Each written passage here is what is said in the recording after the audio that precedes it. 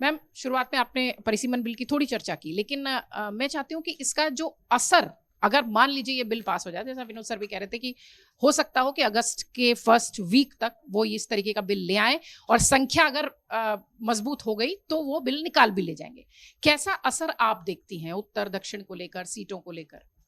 ये बहुत major change होगा। अगर हम देखें कि 543 से बढ़ के अगर परिसीमन बिल के हिसाब से सीटें बढ़ी तो लोकसभा की सीटें 850 होने वाली हैं, और उस 850 पे विमेन रिजर्वेशन के हिसाब से उनको 1/3 दिया जाएगा।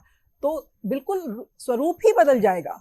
और जो हम आज की पॉलिटिक्स के उसके पर्सपेक्टिव में देखें तो पॉलिटिक्स का नेचर भी बदल जाएगा उस वजह से।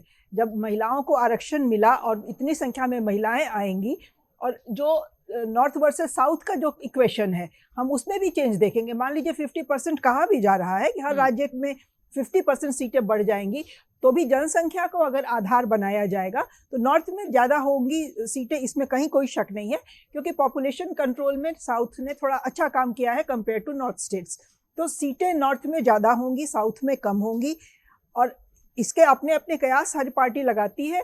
लेकिन ये हम मान के चल सकते हैं कि नॉर्थ की सीटें ज़्यादा बढ़ने से बीजेपी को ज़्यादा फायदा होने वाला है, क्योंकि साउथ में उनका प्रभाव अभी भी कम है, नॉर्थ में ज़्यादा है, उनका स्ट्रांग होल्ड है गैंजेटिक बेल्ट और उससे नॉर्थ इंडिया की सीटें। तो एक अगर सीटें बढ़ गई उसमें बीजेपी के प्रभाव वाली सीटें भी हैं ज़्यादा।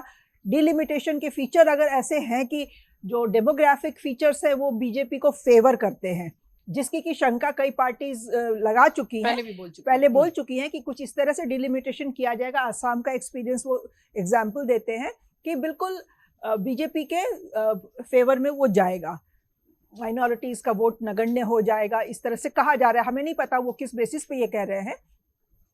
अगर वो होता है तो फिर हम अगले 45-50 साल के लिए भूल जाएं कि हम किसी दूसरी पार्टी को सत्ता में आते देखेंगे। इसलिए ये एक बहुत फंडामेंटल चेंज होगा हमारी डेमोक्रेसी में, और फिर हम देखेंगे कि ये अपना एजेंडा किस बिल्कुल डंके की चोट पे लागू करेंगे। अभी तो फिर भी इफ एंड बट लगा रहता है, फिर डंके की चोट पे इनका एजेंडा लागू होगा, और उसको रोकने वाला मुझे नहीं लग रहा है कि कहीं पे कोई बहुत मजबूत होगा। अगर आप ये वीडियो YouTube पर देख रहे हैं तो हमारे चैनल को सब्सक्राइब कर बेल आइकन दबाएं, और Facebook पर देख रहे हैं तो हमारे पेज को लाइक करें। अगर आप ये वीडियो YouTube पर देख रहे हैं तो हमारे चैनल को सब्सक्राइब कर बेल आइकन दबाएं, और Facebook पर देख रहे हैं तो हमारे पेज को लाइक करें।